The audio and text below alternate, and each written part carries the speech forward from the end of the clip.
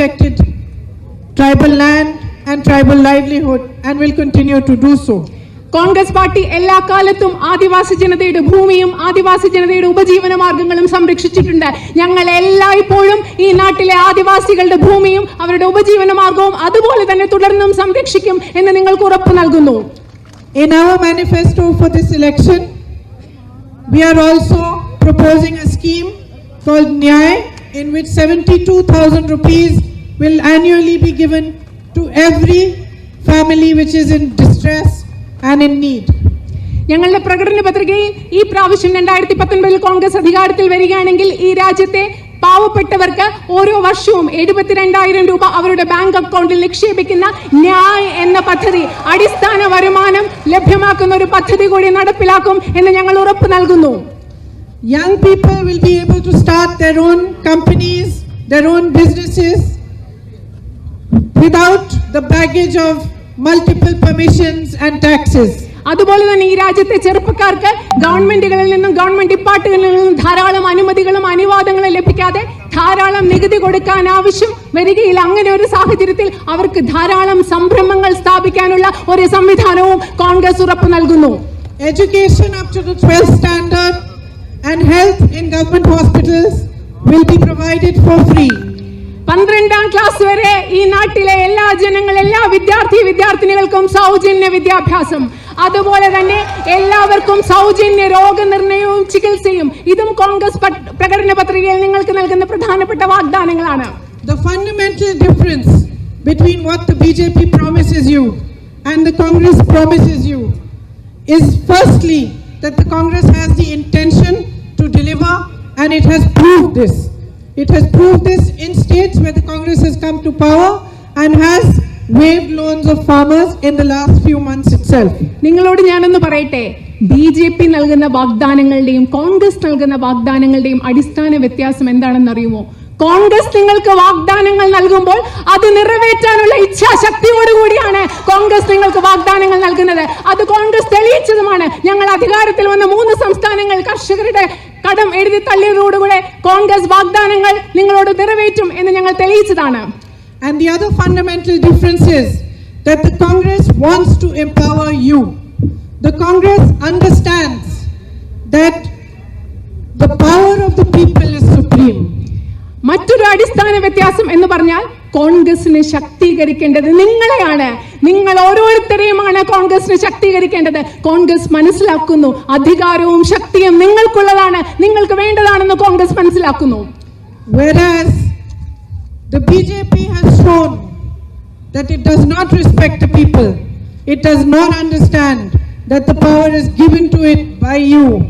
Its policies do not reflect a respect for you. Its policies reflect respect only for a few businessmen for whom they are available all of their time. പക്ഷേ BJP എന്താണ് ചെയ്യുന്നത്? BJP രാജ്യത്തെ ജനങ്ങളെ ബഹുമാനിക്കുന്നില്ല. ഈ രാജ്യത്തെ ജനങ്ങളാണ് ബിജെപിക്ക് അധികാരം നൽകിയതെന്ന് അവർ വിശ്വസിക്കുന്നില്ല. ബിജെപിക്ക് ബഹുമാനമുള്ളത്, വിശ്വാസമുള്ളത് ഈ രാജ്യത്തെ 10-15 വരുന്ന കുറച്ച് മനുഷ്യർക്ക് വേണ്ടി മാത്രമാണ്, കുറച്ച് വ്യവസായികൾക്ക് വേണ്ടി മാത്രമാണ് ബിജെപി ഗവൺമെന്റ് നിലകൊള്ളുന്നതും വിശ്വസിക്കുന്നതും. ഈ നാട്ടിലെ സാധാരണക്കാരായ ജനങ്ങളെ അവർ ബഹുമാനിക്കുന്നതും വിശ്വസിക്കുന്നുമില്ല. Their efforts to weaken democracy, to shut down the voice of the people when it is raised, to weaken institutions that protect the people's rights, that protect the people's ability to protest and to show their displeasure against the government, is a sign of how much they respect the people of India.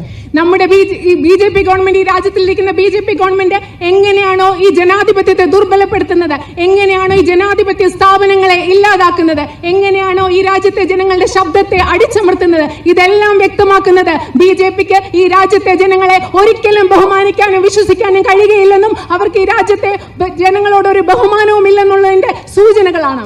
So I am here before you today to ask you to consider all these things when you go to cast your vote, to understand that to protect our country, to protect your voice, to protect democracy, to protect all those institutions which are there to safeguard the power that actually belongs to you, you must vote having thought and considered all these things in great depth. ഞാൻ ഇവിടെ വന്നത്, ഞാനിപ്പോൾ നിങ്ങളോട് പറഞ്ഞ കാര്യങ്ങൾ ഇതൊക്കെ നിങ്ങൾ vote ചെയ്യാൻ പോകുമ്പോൾ നിങ്ങൾ ചിന്തിക്കണം. ഈ രാജ്യത്തെ ജനാധിപത്യത്തെ സംരക്ഷിക്കുന്നതിന് വേണ്ടി, ഈ രാജ്യത്തെ ജനാധിപത്യ സ്ഥാപനങ്ങളെ സംരക്ഷിക്കുന്നതിന് വേണ്ടി, ഈ രാജ്യത്തെ ജനങ്ങൾക്ക് ശബ്ദവും അധികാരവും നൽകുന്നതിന് വേണ്ടി, ഈ രാജ്യത്തെ സംരക്ഷിക്കുന്നതിന് വേണ്ടി ഞാൻ ഈ പറഞ്ഞ കാര്യങ്ങളെല്ലാം നിങ്ങൾ വോട്ട് ചെയ്യാൻ പോകുമ്പോൾ വളരെ ഗാഢമായി ആലോചിക്കണം എന്ന് ഞാൻ നിങ്ങളോട് അഭ്യർത്ഥിക്കുകയാണ്. My friends, I also stand before you today as a sister. എൻ്റെ പ്രിയപ്പെട്ട സുഹൃത്തുക്കളെ, ഇന്ന് ഞാൻ നിങ്ങളുടെ മുൻപിൽ നിൽക്കുന്നത് ഒരു സഹോദരിയായിട്ടും കൂടിയാണ്. I stand here on behalf of a man who I have known from the day I was born. ഞാൻ നിങ്ങളുടെ മുൻപിൽ നിൽക്കുന്നത് ഞാൻ ജനിച്ച ദിവസം മുതൽ എനിക്കറിയാവുന്ന ഒരു മനുഷ്യന് വേണ്ടിയാണ്.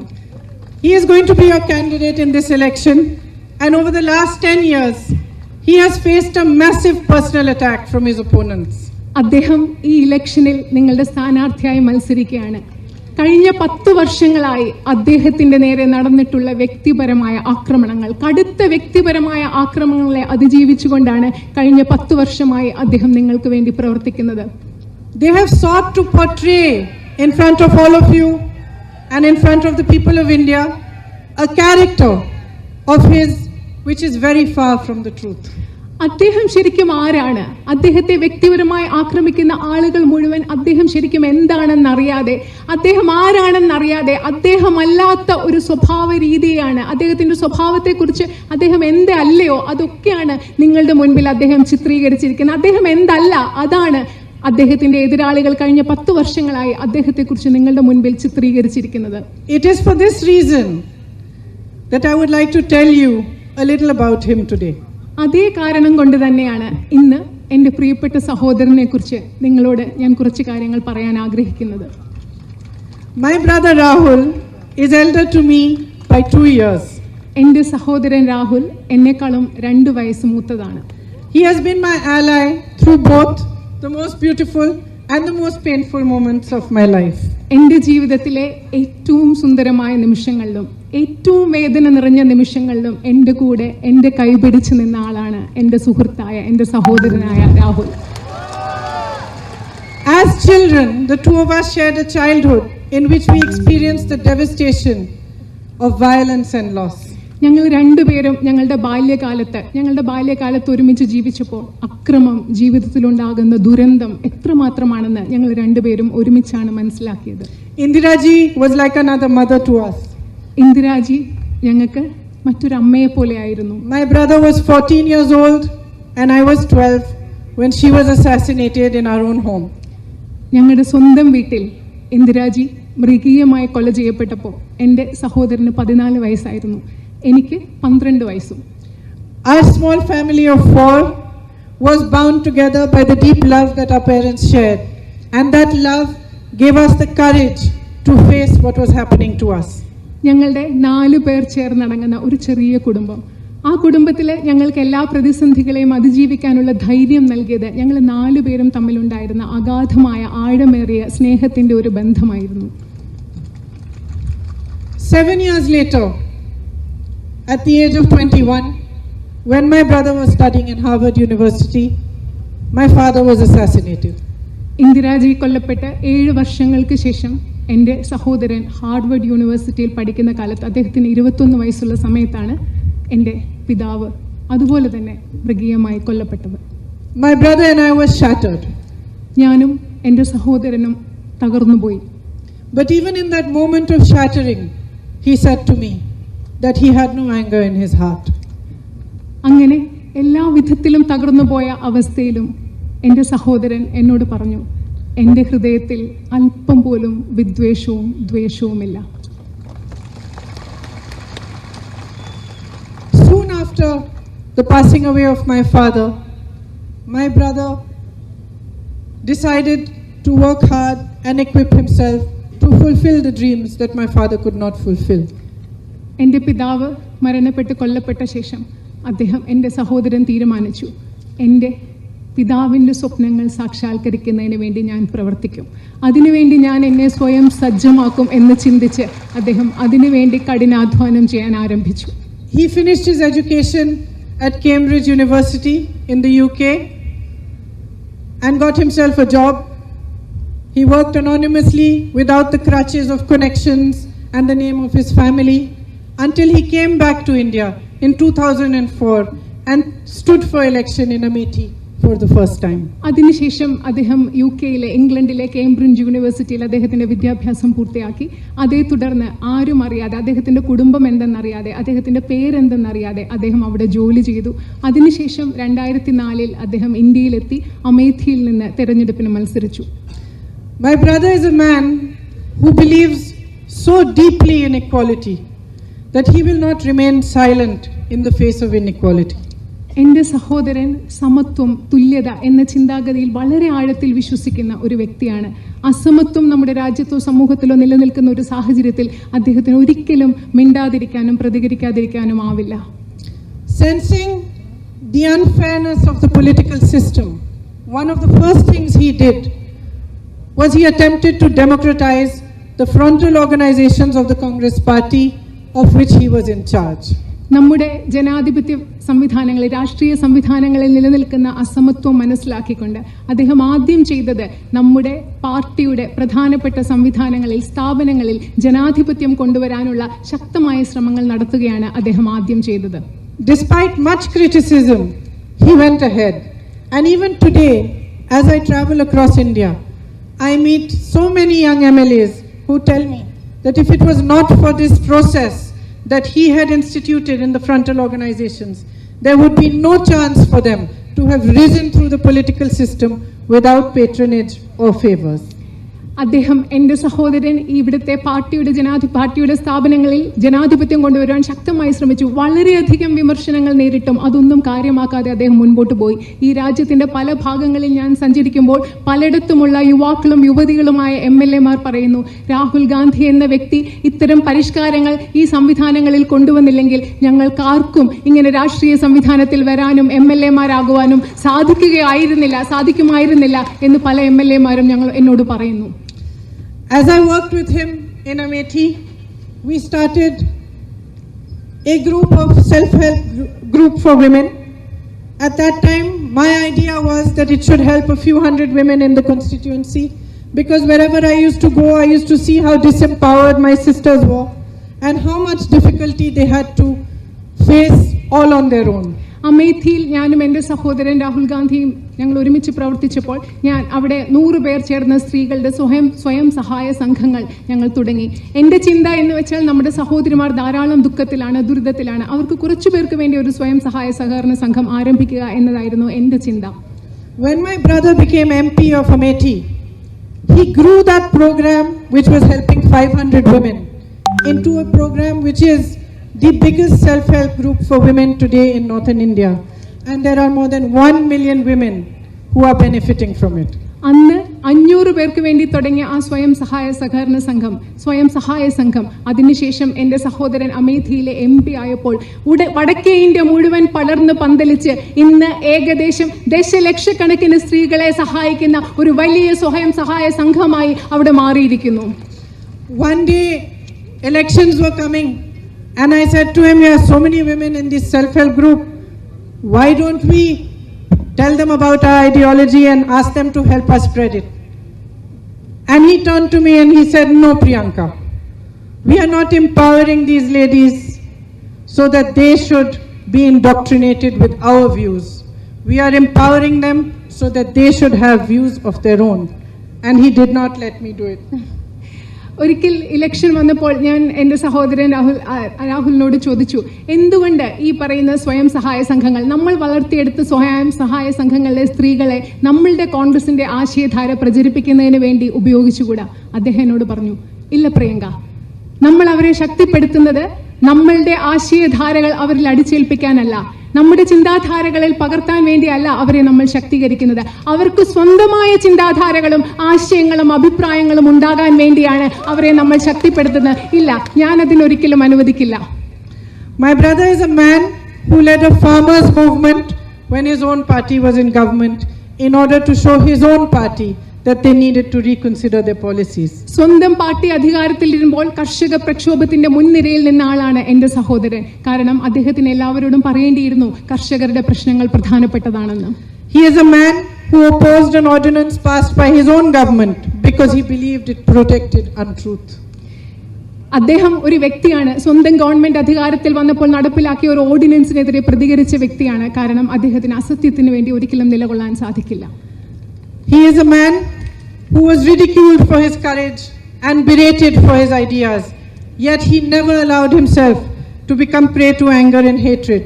He is someone who is abused daily by his opponents. His education is questioned. His martyred father is called a thief. His mother is called names. And yet he has the courage and the wisdom to stand up in parliament, walk over to the other side and hug those who abuse him. എന്റെ സഹോദരൻ എന്ന് പറയുന്നത് എല്ലാ ദിവസവും അധിക്ഷേപിക്കപ്പെട്ടുകൊണ്ടിരിക്കുന്ന ഒരാളാണ്. അദ്ദേഹത്തിന്റെ വിദ്യാഭ്യാസ യോഗ്യതയെ ചോദ്യം ചെയ്യുന്നു, അദ്ദേഹത്തിന്റെ ധൈര്യത്തെ ചോദ്യം ചെയ്യുന്നു, അദ്ദേഹത്തിന്റെ അമ്മയെ പറ്റി അനാവശ്യങ്ങളെല്ലാം പറയുന്നു, അദ്ദേഹത്തിന്റെ രക്തസാക്ഷിയായ അച്ഛനെ കള്ളൻ എന്ന് വിളിക്കുന്നു. പക്ഷേ ഇതൊന്നും കേട്ടിട്ട് കുലുങ്ങാതെ, ഇതൊന്നും കേട്ടിട്ട് പതറാതെ, എത്രയധികം അധിക്ഷേപങ്ങൾ ഉണ്ടായാലും, എത്ര എതിർപ്പുണ്ടായാലും, പാർലമെന്റിൽ തന്നെ എത്രയധികം അധിക്ഷേപിച്ചാലും മറുഭാഗത്തോട് നടന്നു ചെന്ന് മനസ്സിൽ ദേഷ്യമില്ലാതെ, വിദ്വേഷമില്ലാതെ മറുഭാഗത്തെ ആലിംഗനം ചെയ്യുന്ന വ്യക്തിയാണ് എന്റെ സഹോദരൻ. He is able to do this because he has done tremendous inner work in order to better understand himself.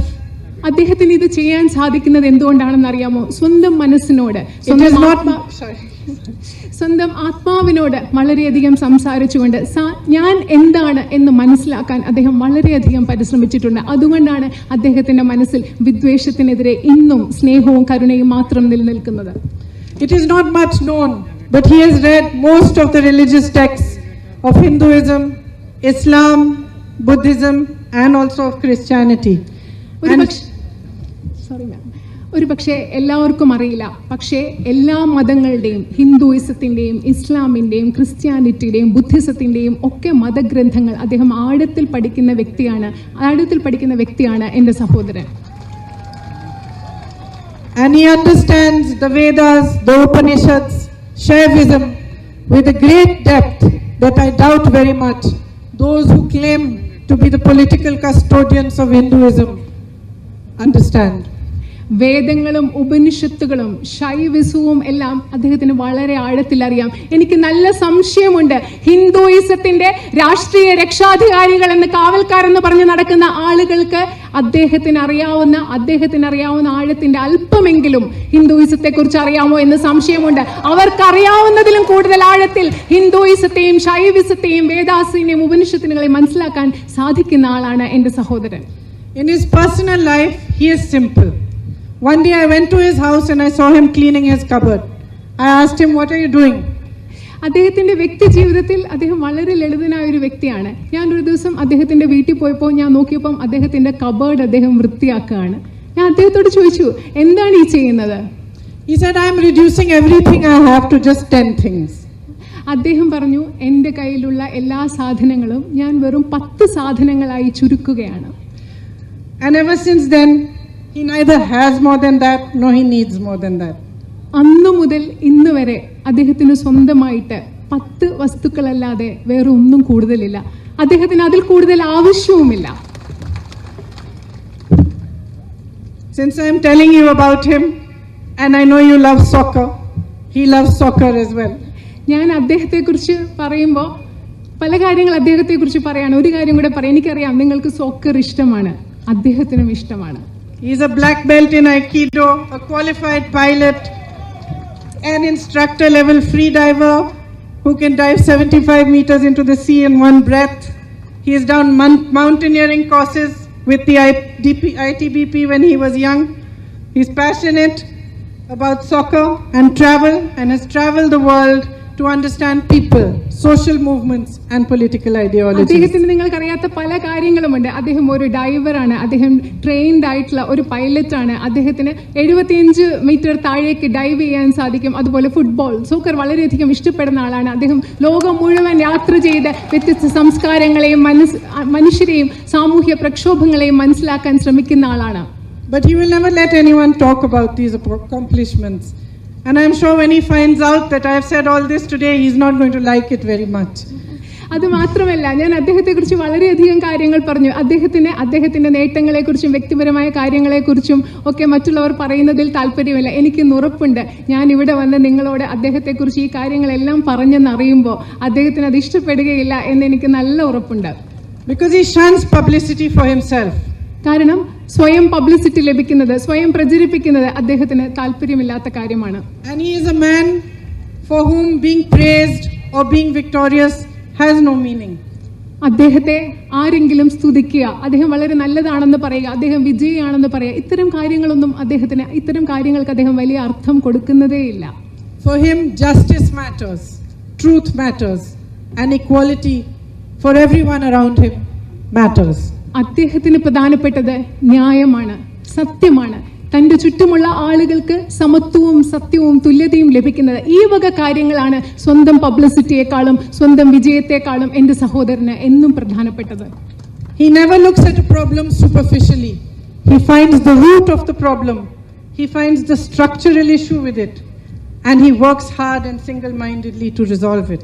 അദ്ദേഹം ഒരിക്കലും പ്രശ്നങ്ങളെ ഉപരിപ്ലവമായ ഒരു തലത്തിൽ നിന്ന് കാണുന്നില്ല. അദ്ദേഹം ആഴത്തിലുള്ള പ്രശ്നങ്ങൾ എന്താണെന്ന് പഠിക്കും. ആ പ്രശ്നങ്ങൾ സൃഷ്ടിക്കുന്ന ഘടന എന്താണ്, സാഹചര്യങ്ങളാണ് എന്താണെന്ന് പഠിക്കും. ആ പ്രശ്നങ്ങളെ ആഴത്തിൽ പരിഹരിക്കാൻ ആവശ്യമായ പരിഹാരങ്ങളുമായിട്ടാണ് അദ്ദേഹം മുൻപോട്ട് വരുന്നതും. Rahul Gandhi believes with all his heart in democracy. അദ്ദേഹത്തിന്റെ എല്ലാ ഹൃദയത്തോടും കൂടി, അദ്ദേഹത്തിന്റെ ആത്മാവോടുകൂടി അദ്ദേഹം ജനാധിപത്യത്തിൽ, രാഹുൽ ഗാന്ധി ജനാധിപത്യത്തിൽ വിശ്വസിക്കുന്നു. He believes in the freedom of expression, of language, of worship, of culture. അദ്ദേഹം ഭാഷയുടെ, സംസ്കാരത്തിന്റെ ഒക്കെ ആശയപ്രകാശനത്തിൽ, ആശയവിനിമയത്തിൽ വളരെ അഗാധമായി വിശ്വസിക്കുന്നു. He understands that the true nature of this nation was built, that it was built by the people, for the people. ഈ രാജ്യത്തിന്റെ യഥാർത്ഥ സ്വഭാവം ഉണ്ടായത്, സൃഷ്ടിക്കപ്പെട്ടത് ഈ രാജ്യത്തെ ജനങ്ങൾക്ക് വേണ്ടിയാണ്, ഈ രാജ്യത്തെ ജനങ്ങളാലാണ് എന്ന് അദ്ദേഹം ആത്മാർത്ഥമായി സത്യസന്ധമായി വിശ്വസിക്കുന്നു.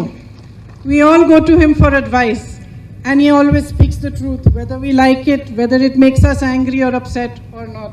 ഞങ്ങൾ എല്ലാവരും ഉപദേശത്തിന് വേണ്ടി അദ്ദേഹത്തിന്റെ അടുത്തേക്കാണ് പോകുന്നത്. പക്ഷെ അദ്ദേഹം ഞങ്ങൾക്ക് ഉപദേശം തരുമ്പോൾ സത്യം മാത്രമേ പറയുകയുള്ളൂ. ഞങ്ങൾക്ക് ഇഷ്ടപ്പെട്ടാലും ഇഷ്ടപ്പെട്ടില്ലെങ്കിലും, ഞങ്ങൾക്ക് ദേഷ്യം വന്നാലും എന്തായാലും അദ്ദേഹം സത്യസന്ധമായ ഉപദേശം മാത്രമേ ഞങ്ങൾക്ക് നൽകുകയുള്ളൂ.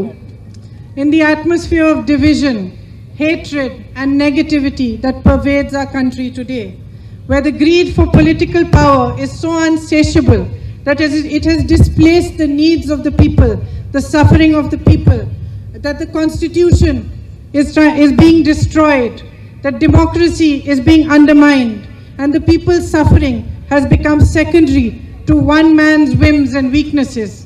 A man like Rahul Gandhi, whose abiding faith in equality, love and freedom, his ability to embrace and resolve, is a powerful message to all of us. ശരിക്കും നമ്മുടെ രാജ്യത്തെ വിഭജനവും വിദ്വേഷവും ഒക്കെ പടർന്നു നിൽക്കുന്ന ഈ സാഹചര്യത്തിൽ, രാജ്യത്തെ ജനാധിപത്യ സംവിധാനങ്ങൾ ഇല്ലാതായിക്കൊണ്ടിരിക്കുന്ന ഈ ഒരു സാഹചര്യത്തിൽ, ഈ രാജ്യത്തെ മുഴുവൻ കാണാൻ പറ്റുന്ന, ഒറ്റയായിട്ട് കാണാൻ പറ്റുന്ന, ഒരുമിച്ച് കാണാൻ പറ്റുന്ന ഒരു വ്യക്തി, രാഹുൽ ഗാന്ധി എന്ന വ്യക്തി ഈ രാജ്യത്തിന് നൽകുന്നത് ഒരു വലിയ സന്ദേശമാണ്. രാഹുൽ ഗാന്ധി എന്ന വ്യക്തി തന്നെ ഒരു വലിയ സന്ദേശമാണ്. Last year, when he was flying to Karnataka for a campaign, the plane he was flying in fell several thousands of feet all of a sudden. കഴിഞ്ഞ പ്രാവശ്യം അദ്ദേഹം കർണാടകയിൽ തെരഞ്ഞെടുപ്പ് പ്രചരണത്തിന് പോയപ്പോൾ അദ്ദേഹം സഞ്ചരിച്ചുകൊണ്ടിരുന്ന വിമാനം ധാരാളം അടി താഴേക്ക് വീഴുകയുണ്ടായി. വിമാനത്തിൽ ധാരാളം പ്രശ്നങ്ങൾ ഉണ്ടാവുകയുണ്ടായി. When I heard about this incident, I immediately called up his secretary because I couldn't get through to him, and I said, "How is he? Is he okay?" ഈ വിവരം അറിഞ്ഞപ്പോൾ എനിക്ക് അദ്ദേഹത്തെ ഫോണിൽ നേരിട്ട് കിട്ടാൻ സാധിച്ചില്ല. ഞാൻ അദ്ദേഹത്തിന്റെ സെക്രട്ടറിയെ പെട്ടെന്ന് വിളിച്ചു ചോദിച്ചു, രാഹുൽ ഗാന്ധി അദ്ദേഹം എങ്ങനെയുണ്ട്, അദ്ദേഹത്തിന്റെ മാനസികാവസ്ഥ എന്താണ്? His secretary said to me, "Didi, we were all praying and terrified, but he was standing near the cockpit with the pilots, helping them to handle the crisis."